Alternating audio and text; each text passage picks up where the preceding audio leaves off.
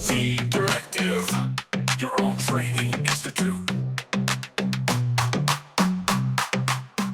Last chapter के अंदर आपने सब बेसिक सीख लिया है। अब आपके लिए कोई मुश्किल या परेशानी नहीं होगी आगे मॉडलिंग सीखने में, क्योंकि इस चैप्टर में अब हम लोग मॉडलिंग स्टार्ट करें। अब इस चैप्टर के अंदर मैं सिखाऊंगा आप लोगों को मॉडलिंग।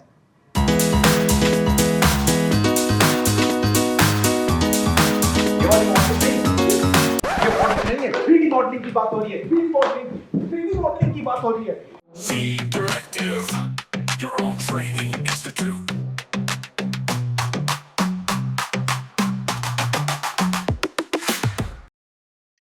मॉडलिंग से पहले सबसे पहले हमें सीखना होगा एडिट मोड के बारे में, जो बहुत ही ज़रूरी है। तो जैसे कि मैंने ब्लेंडर लॉन्च कर दिया है, तो अब मैं यहाँ पर जाके सबसे पहले तो मुझे वही काम करना होगा कि ये चीज़ें मुझे नहीं चाहिए, तो मैं ए प्रेस करूँगा टू सेलेक्ट ऑल, और फिर मैं इसको डिलीट कर दूँगा डिलीट के बटन से कीबोर्ड पर। अब हम जब मॉडलिंग करते हैं तो हम पर्सपेक्टिव व्यू पोर्ट पर भी कर सकते हैं, मगर बेस्ट ये होता है कि अगर आप किसी फ्लैट व्यू पोर्ट पे करें, जैसे कि आपको सिर्फ टॉप व्यू पोर्ट नज़र आ रहा है या फ्रंट व्यू पोर्ट या साइड व्यू पोर्ट आ रहा है, तो इस पे आपको मॉडलिंग करने में आसानी होती है। तो वो हम उसको कैसे एक्सेस कर सकते हैं, वो यहाँ जो आपको ये नज़र आ रहा है ना XYZ, ये इसी तरह वो होता है। अगर आप टॉप व्यू पोर्ट पे जाएंगे जैसे Z पे, तो ये आपको सिर्फ टॉप व्यू पोर्ट दिखाएगा, तो आप फ्लैट व्यू आपको टॉप का मिल जाएगा। इसी तरह आपको ये एक्स एक्सिस का मिल जाएगा, वाई एक्सिस का मिल जाएगा, और अगर आप मिडिल माउस बटन से यहाँ पर दोबारा उसको रोटेट करेंगे तो वो फिर दोबारा नॉर्मल्स की तरफ आ जाएगा। मैं यहाँ स्क्रीन कास्ट ऑन कर देता हूँ ताकि आपको पता चलता रहे कि मैं कौन से बटन कीबोर्ड पर और माउस पे प्रेस कर रहा हूँ। तो सबसे पहले तो हमें कोई ऑब्जेक्ट चाहिए, क्योंकि मॉडलिंग करने के लिए एडिट मोड पे जाने के लिए आपको ऑब्जेक्ट का होना लाजमी है। अगर ऑब्जेक्ट नहीं होगा तो आप कोई चीज़ फ्रॉम स्क्रैच नहीं बना पाएंगे। आपको कोई भी ऑब्जेक्ट चाहिए तो आप यहाँ पे ले सकते हैं ऐड क्यूब के थ्रू, और या फिर यहाँ ऐड मैश के थ्रू कोई भी आप ले सकते हैं। हम किसी भी ऑब्जेक्ट या मैश के ऊपर मॉडलिंग कर सकते हैं, मगर बेस्ट जो होता है वो क्यूब होता है। तो एक मैं यहाँ से बना देता हूँ क्यूब, एक फिर मैं यहाँ से बना देता हूँ, तो हमारे पास यहाँ 2 क्यूब आ गए। अब मैं इस वक्त हूँ ऑब्जेक्ट मोड के अंदर, जैसे कि मैंने पहले आपको बताया था, मगर ऑब्जेक्ट मोड के अंदर मैं इसको सिर्फ मूव, रोटेट, सेलेक्ट कर सकता हूँ ऑब्जेक्ट को, या इस पर मॉडिफायर अप्लाई कर सकता हूँ, और इसको स्केल, रोटेट, और इसको जो है यानी कि दूसरी तरह की ट्रांसफॉर्मेशन इस पर कर सकता हूँ, मगर मैं मॉडलिंग नहीं कर सकता। मॉडलिंग करने के लिए मुझे एडिट मोड पे जाना होगा। अब एडिट मोड पे जब हम जाते हैं तो एक चीज़ आपको अपने जहन में रखनी होगी, वो ये होगा कि आप किसी भी ऑब्जेक्ट पे, जिस पे भी आपको एडिट मोड करना है या जिसको भी आपको मॉडल करना है, जिसके थ्रू आपको मॉडलिंग करनी है, या तो वो ये क्यूब हो गया या ये हो गया, वो आपको सेलेक्ट करना है। वो सेलेक्ट करके उसको करने के बाद आप एडिट मोड पे जा सकते हैं। मगर जैसे ही मैं यहाँ ऑब्जेक्ट से एडिट मोड पे जाऊँगा तो सिर्फ मैं इसी ऑब्जेक्ट के साथ छेड़खानी कर सकता हूँ, इसी पर मैं मॉडलिंग कर सकता हूँ, इसी को मैं मॉडिफाई कर सकता हूँ, मगर इसको मैं बिल्कुल भी अफेक्ट नहीं कर सकता, क्योंकि ये सेलेक्टेड नहीं था जब मैं एडिट मोड पे आया हूँ, ये सेलेक्टेड था। तो मैं इसके साथ तो मॉडलिंग कर सकता हूँ, मगर इसके साथ नहीं कर सकता क्योंकि ये एडिट मोड के लिए सेलेक्टेड नहीं था। अगर मैं वापस ऑब्जेक्ट मोड में जाता हूँ और दोनों को सेलेक्ट करता हूँ, शिफ्ट की को सेलेक्ट करके दोनों को सेलेक्ट करता हूँ, और फिर मैं एडिट मोड पे आता हूँ, अब मैं दोनों पर मॉडलिंग कर सकता हूँ। तो ये आपको ये बात जहन में रखनी है। तो ये आपको समझ में आ गया होगा। अब एक और चीज़, बार बार हम लोग ऑब्जेक्ट मोड में जाएंगे, बार बार हम लोग एडिट मोड में आएंगे। अब ये बार बार जाने के लिए ऊपर जाना और उसको जो है चेंज करना और फिर एडिट मोड पे जाना, ये थोड़ा सा जो है एक लंबा प्रोसीजर हो जाता है, काफ़ी टीडियस सा रहता है। तो इस एडिट मोड को स्विच करने के लिए ऑब्जेक्ट मोड से एक शॉर्टकट होती है कीबोर्ड पे, वो होता है टैब। अगर आप टैब को प्रेस करेंगे तो आप ऑब्जेक्ट मोड पे आ जाएंगे, आप टैब को दोबारा प्रेस करेंगे तो आप उसके बाद एडिट मोड पे आ जाएंगे। तो ये इसी तरह आपके साथ जो है आसानी से काम इसके थ्रू आप आसानी से काम कर सकते हैं शॉर्टकट के, ठीक है। तो टैप आप प्रेस करें। मैं ऑब्जेक्ट मोड पे आता हूँ वापस टैप दबा के। मुझे एक ही क्यूब चाहिए, मुझे 2 क्यूब नहीं चाहिए। तो मैं क्या करता हूँ कि भाई मुझे ये वाला क्यूब नहीं चाहिए, मुझे ये वाला क्यूब भी नहीं चाहिए, मैं एक नया क्यूब बनाता हूँ। जब मैं ऐड करता हूँ मैश यहाँ से या फिर शिफ्ट ए प्रेस करके यहाँ से, तो जब भी मैं क्यूब ऐड करूँगा आप वो नोटिस करेंगे वो सेंटर में आएगा। वो सेंटर में आने की वजह क्या होती है कि हमारे पास एक यहाँ पर आप देखेंगे एक सर्कल सा है, छोटा सा सर्कल। ये क्या होता है, ये 3D कर्सर होता है। तो जहाँ पर भी ये कर्सर होगा, ये इसकी ऑप्शन यहाँ से आती है, ये जहाँ पर भी होगा वहीं पर ही मैश आएगा, वही वहाँ से ही सेंटर पॉइंट पे हमारी मॉडिफिकेशन लगेगी, वहीं से सारा काम होगा। तो ये बहुत इंपॉर्टेंट रोल प्ले करता है। इसको हम मूव भी कर सकते हैं। अगर फर्ज करें मैं इसको यहाँ से क्लिक करता हूँ और फिर यहाँ पर कर देता हूँ और शिफ्ट ए प्रेस करके मैश पे जाके क्यूब ऐड करता हूँ, तो वो क्यूब इस जगह आ जाएगा, ठीक है। अब मैं इसको अंडू करता हूँ वापस और इसको अपनी जगह पे लेकर आता हूँ, तो ये अपनी जगह पे वापस नहीं आएगा। उसको लाने का एक तरीका होता है, ये पहले मैं ये डिलीट कर देता हूँ। इसको वापस अपनी जगह लाने के लिए आपके पास एक ट्रिक है। वो क्या होती है, मैं अगर इसको वापस लेकर आऊं तो ये सेंटर में नहीं होगा, ये देखें हवा में उड़ रहा है। इसको नीचे होना चाहिए। तो आप क्या करते हैं, यहां पर आपको प्रेस करना होता है अपने कीबोर्ड शिफ्ट और एस। जैसे ही मैं शिफ्ट और एस प्रेस करूंगा तो मेरे पास ये ऑप्शंस आ जाएंगी। अब इसमें मेरे पास दे रहा है selection to cursor. Selection to cursor का मतलब ये हो गया कि कोई भी अगर मैंने ऑब्जेक्ट अगर फर्ज करें ये कर्सर यहाँ पर है और मैं एक क्यूब लगा देता हूँ, ठीक है, और वो क्यूब मैं यहाँ से इसको मूव करता हूँ इस जगह पे। अब मेरा कर्सर यहाँ है, क्यूब यहाँ पर है। अब मुझे इस क्यूब को अगर इस जगह लेकर आना है तो मैं शिफ्ट एस प्रेस करूँगा और मैं कर दूंगा सिलेक्शन टू कर्सर, तो ये यहाँ पर पहुँच जाएगा। कंट्रोल जी करता हूँ और उसके बाद एक और ऑप्शन हमारे पास है, वो ये है शिफ्ट एस। अगर मैं प्रेस करता हूँ तो मेरे पास दूसरा है selection to cursor keep offset. अगर मैं ये प्रेस करता हूँ तो उसमें क्या होगा, ये थोड़ा ऑफसेट यानी कि एक डिस्टेंस रखेगा। और उसके अलावा हमारे पास है selection to active. Selection to active का मतलब ये है कि ये कर्सर पे नहीं करेगा, जो भी मेरी दूसरी कोई भी ऑब्जेक्ट है जो एक्टिव है ये उस पर ले आएगा। फिर ये मेरे पास एक और है, ये है सिलेक्शन टू ग्रिड। अगर मैं इसको सेलेक्ट करता हूँ, ठीक है, आपको सेलेक्ट करने के लिए क्या करना होता है, आपको सिर्फ सेलेक्ट करना होता है और फिर इसको एक मिनट में ऊपर कर देता हूँ ताकि आपको सही तरह से नज़र आए कि ये इसकी ये क्या करता है। शिफ्ट और एस प्रेस करूँगा, फिर मैं ये इनके साथ में आपको नंबर नज़र आ रहे होंगे। आप इन नंबर को भी प्रेस कर सकते हैं कीबोर्ड पे, या फिर आप इसको सेलेक्ट करें और फिर अपनी कीबोर्ड और माउस को उसको छोड़ दें, अपने कीबोर्ड की कीज़ को छोड़ दें, तब ये काम करेगा। तो मैं इसको क्लिक करूँगा, अब मैं अपने कीबोर्ड की कीज़ को छोड़ दूंगा, माउस को भी छोड़ दूंगा, तो ये काम करेगा। तो ये क्या किया इसने, ये ग्रिड के ऊपर जहाँ ग्रिड की लोकेशन थी, अगर मैं अंडू करता हूँ तो आप देख सकते हैं ये नीचे है, और अगर मैं इसको रीडू करूँगा तो ये थोड़ा सा ऊपर हो जाएगा। तो ये ग्रिड की जो लोकेशन जहाँ ये अभी फ़िलहाल बता रही है कि उस हिसाब से करेगा। फिर हमारे पास ये तो हो गया इसके सिलेक्शन के ऊपर। उसके बाद हमारे पास सारी चीज़ें जो आती हैं वो है कर्सर की, ये जो कर्सर है, ठीक है। तो मैं उसके यहाँ पे इसको डिलीट कर देता हूँ क्यूब को, ताकि हम लोग कर्सर पे काम कर सकें। अब cursor to grid, cursor to world origin, cursor to selected, cursor to active, ये वही चीज़ है। अगर कर्सर टू सेलेक्टेड करूँगा तो जहाँ मेरा यानी कि कीबोर्ड होगा, फर्ज करें जो जहाँ मेरा ऑब्जेक्ट होगा, जैसे कि मैं इसको वापस लेकर आता हूँ और मैं यहाँ पर शिफ्ट एस करता हूँ और फिर मैं कर्सर टू मैं सेलेक्टेड करता हूँ, तो क्या होगा, जो मेरा कर्सर था वो यहाँ से मूव होकर मेरे यानी कि मेरी सिलेक्शन पे चला गया, यानी कि ऑपोजिट उसने काम कर दिया, ठीक है। तो मैं इसको यहाँ से डिलीट करता हूँ वापस। अब वापस इसको नीचे लाने के लिए शिफ्ट एस अगर आप करेंगे और कर्सर टू वर्ल्ड ऑरिजिन करते हैं और माउस को छोड़ दें तो वापस ये अपनी जगह पर आ जाएगा। तो इस तरह ही आप इसको अपनी जगह पर लेकर आ सकते हैं। इसके अलावा हमारे पास कर्सर टू ग्रिड है, जो ग्रिड के ऊपर ले आएगा कर्सर टू एक्टिव, यानी कि जो भी दूसरा एक्टिव हमारे पास ऑब्जेक्ट होगा ये उसके लिए। तो ये आपको समझ में आ गया होगा, सही। तो ये इसलिए कर्सर का मैं आपको बता रहा था कि काफ़ी इंपॉर्टेंट रोल होता है यहाँ पर। तो इसी तरह इसको मूव किया जाता है। अच्छा, अब हम लोग क्या करते हैं कि यहाँ पर शिफ्ट ए पे जाके मैश पे जाके एक क्यूब ले आते हैं। ये हमारे पास क्यूब आ गया है। अब क्यूब में अगर उसको मूव करता हूँ तो इस तरह भी मूव हो सकता है, या मैं इसको रोटेट कर सकता हूँ और इस तरह भी रोटेट हो सकता है उसके कीबोर्ड के थ्रू।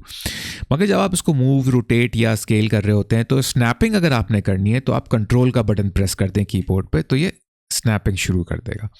ठीक है, वो मैं आपको यहाँ से दिखाता हूँ इधर से करके। तो मैं अगर इसको रोटेट कर रहा हूँ और रोटेट के दौरान मैं अगर इसको कंट्रोल का बटन प्रेस कर देता हूँ तो आप देख सकते हैं ये स्नैप कर रहा है। और अगर मैं शिफ्ट और कंट्रोल करता हूँ तो ये स्नैप कर तो रहा है, लेकिन ये बहुत छोटे स्टेप्स पे स्नैप कर रहा है। तो कंट्रोल जो है वो यानी बड़े स्टेप्स पे करता है, और शिफ्ट और कंट्रोल जो है वो छोटे स्नैप उस पे करता है, सही। तो ये आपको यहाँ पर एक मैंने टिप दे दी है। तो इसको वापस अंडू करके अपनी जगह पे लेकर आते हैं, ठीक है। और इसी तरह जो है मैं अगर इसको मूव करूँगा कंट्रोल के थ्रू तब भी ये जो है स्नैप करेगा, सही। तो मैं इसको स्नैप करके बिल्कुल इसके ऊपर ले आऊँगा। तो और स्नैपिंग किस तरह होती है, जो भी आपका ग्रिड साइज होगा उसके स्टेप पे ये स्नैपिंग होती है। अब हम इसको सेलेक्ट करके टैब प्रेस करेंगे ताकि एडिट मोड में आ जाएंगे। अब एडिट मोड में आने के बाद आप ये देखेंगे आपका ऑब्जेक्ट पूरी तरह से सेलेक्टेड है। सारी चीज़ें इसके अंदर जितनी भी है वो सब सेलेक्टेड है। और वो क्या क्या है, हमारे पास होता है वर्टेक्स जिसका शॉर्टकट 1 है। अगर आप 1 प्रेस करेंगे तो ये वर्टेक्स पे आ जाएगा। मैं वैसे इसको डीसेलेक्ट करता हूँ यहाँ क्लिक करके ताकि सारी चीज़ें डीसेलेक्ट हो जाए। तो अभी मैं हूँ वर्टेक्स के मोड पे। वर्टेक्स क्या होता है कि जो कॉर्नर्स होते हैं ना आपके, ये पॉइंट्स जो होते हैं ये वर्टेक्स कहलाते हैं। तो मैं इनको यहाँ से सेलेक्ट कर सकता हूँ सिलेक्शन मोड से इस तरह, ठीक है। और इसको मैं मूव भी कर सकता हूं। मूव कैसे करूंगा, यहां से मूव कर सकता हूं या फिर मैं जी प्रेस कर दूंगा, मैं जी से मूव कर सकता हूं, ठीक है। अगर मैं एक्स, जी और एक्स करता हूं तो ये एक्स एक्सेस पे होगा। दोबारा एक्स प्रेस सॉरी मैं वाई प्रेस करूंगा तो वाई पे मूव करेगा, ठीक है। मैं जेड प्रेस करूंगा तो ये जेड पे मूव करेगा। तो इसी तरह, और जी प्रेस करूंगा तो ये फिर दोबारा से स्नैपिंग मोड के मूवमेंट में आ जाएगा, क्योंकि मैंने जी 2 दफ़ा प्रेस कर दिया है, सही। तो जी अगर आप 2 प्रेस करेंगे तो ये आ जाएगा आपके साथ।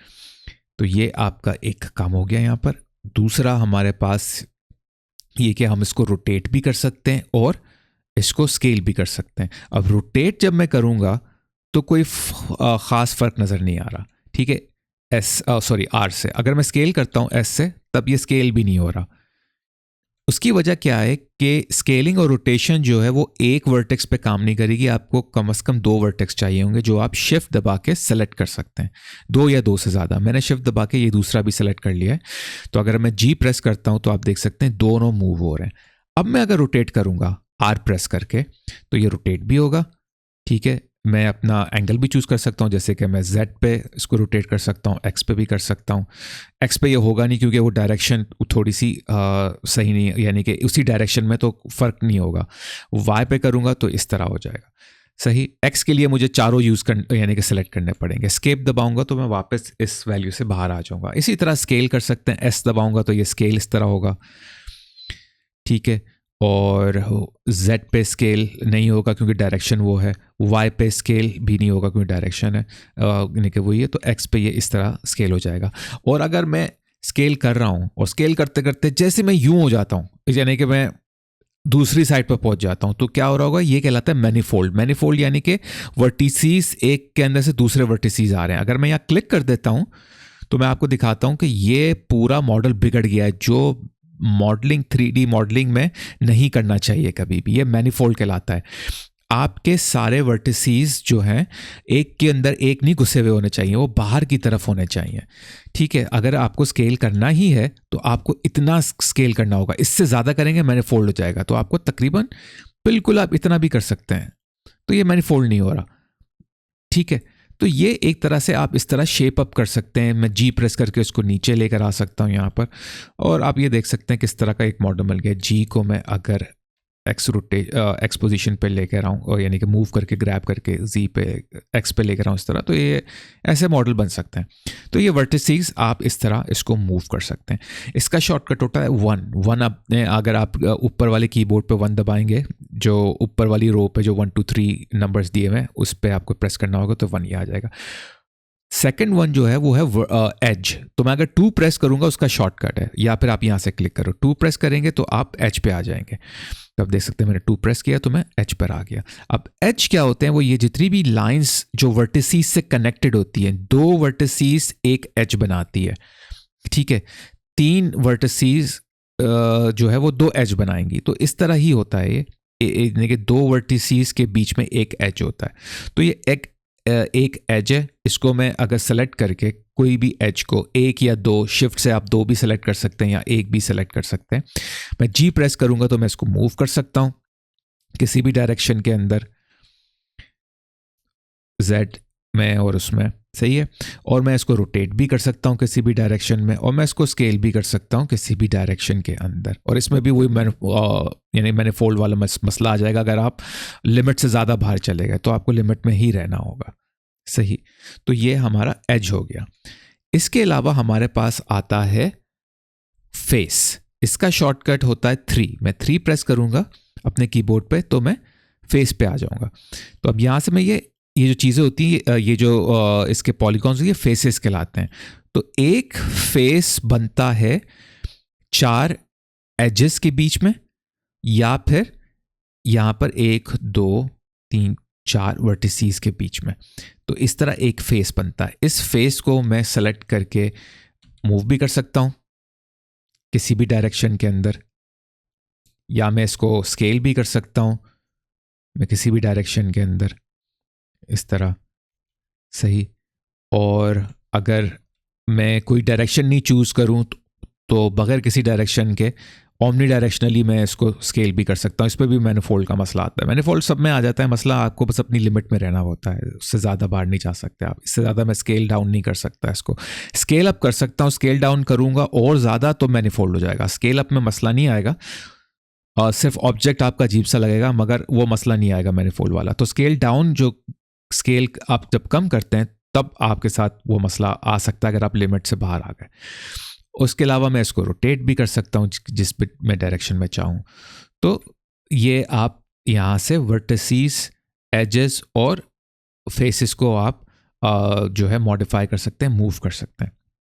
तो अगर फर्स्ट करें कि मैंने वर्टिसीज लिए हैं, अब मुझे इस स्क्वायर को बनाना है, इसको मुझे कन्वर्ट करना है पिरामिड में। तो मुझे क्या करना होगा, मैं ये सारे वर्टिसीज शिफ्ट के थ्रू सेलेक्ट कर लूँगा। तो मुझे टाइम लगा क्योंकि 4 सेलेक्ट करने थे, तो मैं इसको स्केल कर लूँगा। और इतना बहुत ज़्यादा स्केल नहीं करना, मुझे थोड़ा सा स्केल करना है ताकि मैं इससे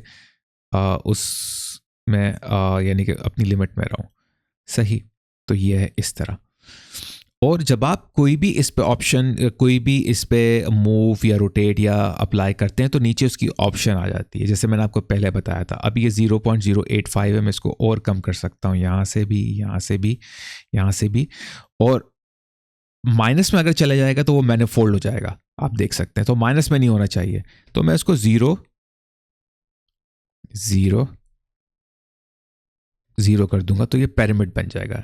एक तरह से पिरामिड बन गया है, आप देख सकते हैं, सही। मगर ये ऑप्शन चली जाएगी अगर मैं कोई और ट्रांसफॉर्मेशन ले लेता हूँ। जैसे कि मैंने अगर रोटेट लिया और इसको रोटेट किया तो ये रोटेट पे आ जाएगा, मेरे पास वो ऑप्शन नहीं रही। तो जैसे मैंने पहले बताया था, ये डिस्ट्रक्टिव ऑप्शंस होती हैं, आती नहीं है एक के बाद, यानी पहले दफ़ा के बाद। अब ये तो मैंने पिरामिड बना दिया है वर्टिसीज से। इसी तरह अगर मैं एजेस लेता हूँ तो 2 प्रेस करूँगा, एजेस पे आऊँगा और मैं शिफ्ट के थ्रू मुझे सारे एज लेने होंगे। तो मुझे थोड़ा सा टाइम लगता है यानी सेलेक्ट करने के लिए, क्योंकि सारे सेलेक्ट करने हैं। इसी तरह मैं स्केल करूँगा, ठीक है। अब स्केल करने के बाद मेरे पास ये ऑप्शन आ जाएगी, फिर मैं 0 0 कर दूंगा।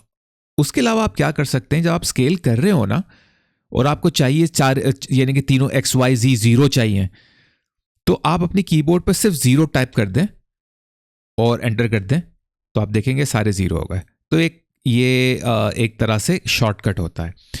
अब मैंने आपको वर्टिसेस से भी दिखा दिया और एज से भी दिखा दिया किस तरह कन्वर्ट कर सकते हैं हम लोग किसी ऑब्जेक्ट को भी किसी दूसरे ऑब्जेक्ट में बनाने के लिए।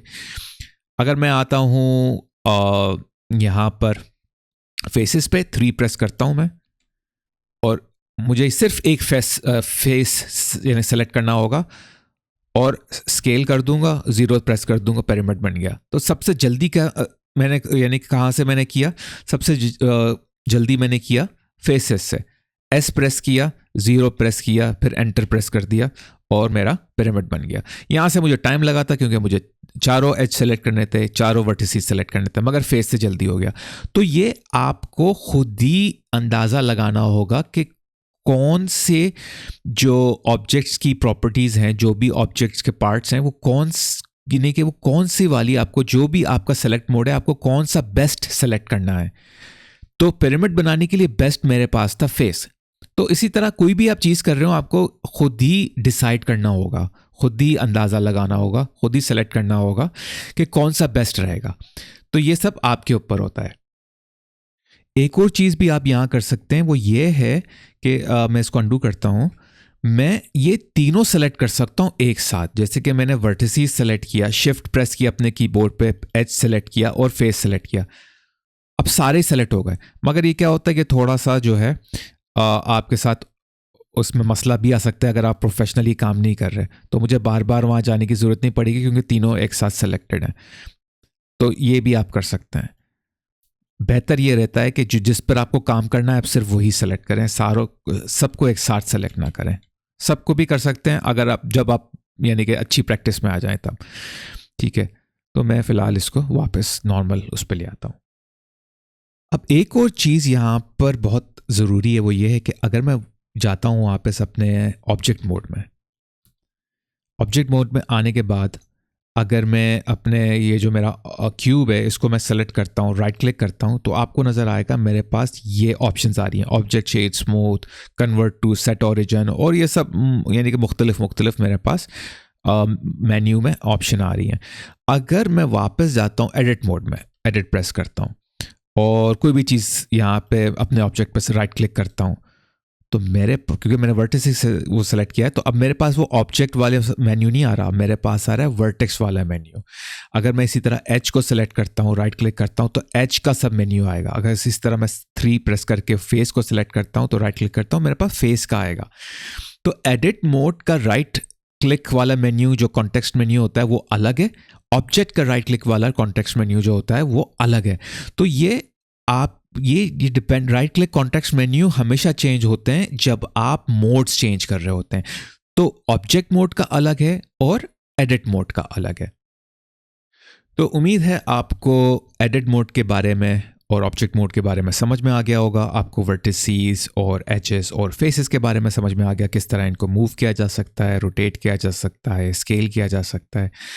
और नेक्स्ट क्लास में हम लोग और डिटेल में जो है मॉडलिंग टूल्स के बारे में सीखेंगे कि एक्सट्रूड क्या होता है, बेवल क्या होता है, और जैसे जैसे क्लास आगे बढ़ती जाएगी हम और सीखते जाएंगे।